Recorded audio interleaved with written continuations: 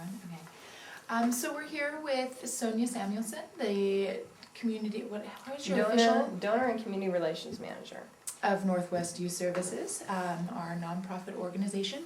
And we're going to go through a couple of questions and get some answers to kind of help shape up our communication audit for our group so that we can serve you and yours better. All right. So first off, Sonya, let's start by talking about who your primary targets are, both for your services that you're providing and for community members or businesses that can help further your cause through donations and service to you. Okay. Our primary clients are youth, family, and children who are in crisis. We serve youth who are homeless, runaway, and throwaway youth. We deal with those. We deal with kids who are trying to make it on their own but may not necessarily have the life skills they need to get out there and have their own place and get their lives together. Mm-hmm. Often there's drug abuse, alcohol abuse. Very often there's family abuse involved. Mm-hmm. And we try to step in and do what's best for the situation to get them either reconciled with their families, out on their own with a high school education, a job, and a place of their own, Mm-hmm. and do what's right for them. As far as people we look to for donors, we get donations from, we do a heavy grant writing process, but we mostly look to local businesses. Since we are a local agency that deals with kids in Whatcom and Skagit, and we do deal with kids who are in Snohomish, so we run the only homeless shelters, 24-hour homeless shelters north of Everett. Gotcha. Okay.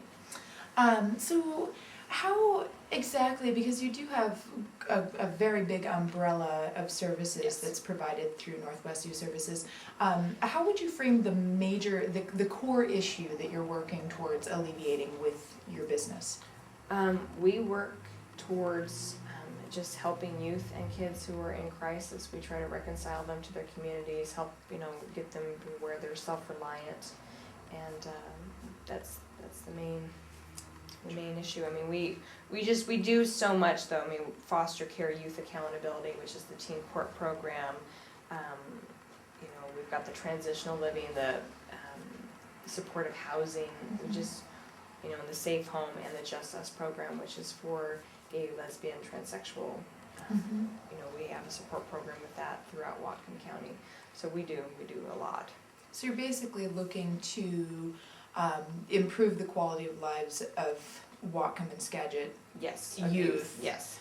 Overall, regardless of what kind of issues they may be bumping up against. It sounds like you've got a lot of tentacles out that can help Yes. through various situations.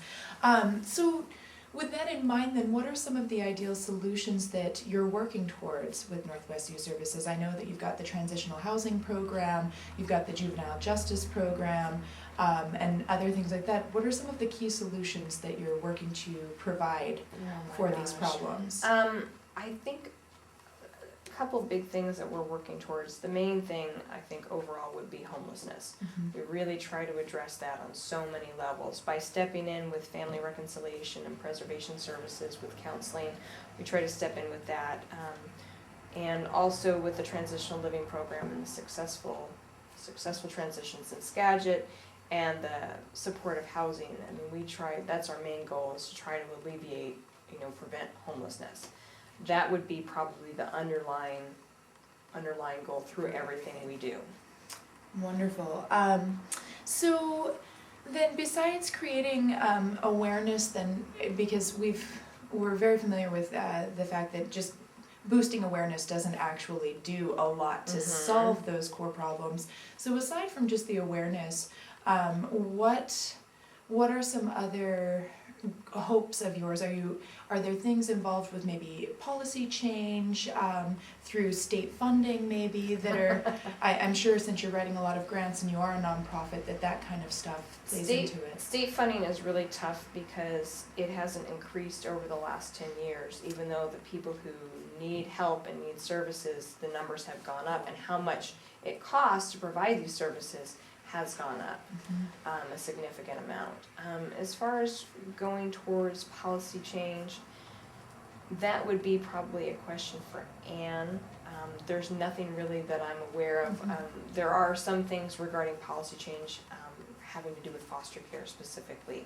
Our foster care program, we kind of ended up in a deadlock with the state over services they wanted us to provide, services we wanted to provide regarding funding, and we ended up having to walk away. So we're not going to be providing foster care in the immediate future. We're working to do something with the Lummies with that, because we still have the house for it, and we're still licensed for it. I'm trying to think what else to answer with your question here.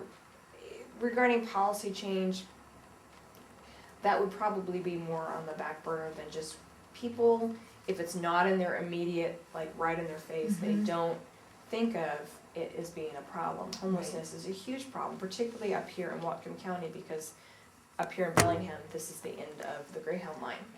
So we end up with a lot of teens who have run away through that I-5 corridor that they end up here and have no more money, have nowhere else to go.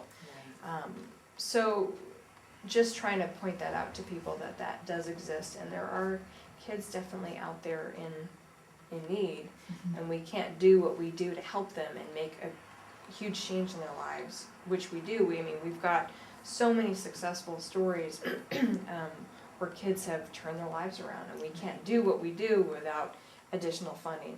But so much of our funding has specifics like, you know, they have matching requirements. So a certain amount that we get in from the state has to, 75% of it then has to come from other sources. Gotcha. And that definitely makes things really tough. Lots of hoops, it sounds like, to jump through to shape your services. So how would you like to, with this new opportunity to kind of adapt the technology that you guys are using to promote Northwest Youth Services, of the avenues that we've talked about, as far as like social networking and your website, the podcast, things of that nature, what of those do you see as possibly being of potential value to the promotion of the cause of Northwest Youth Services?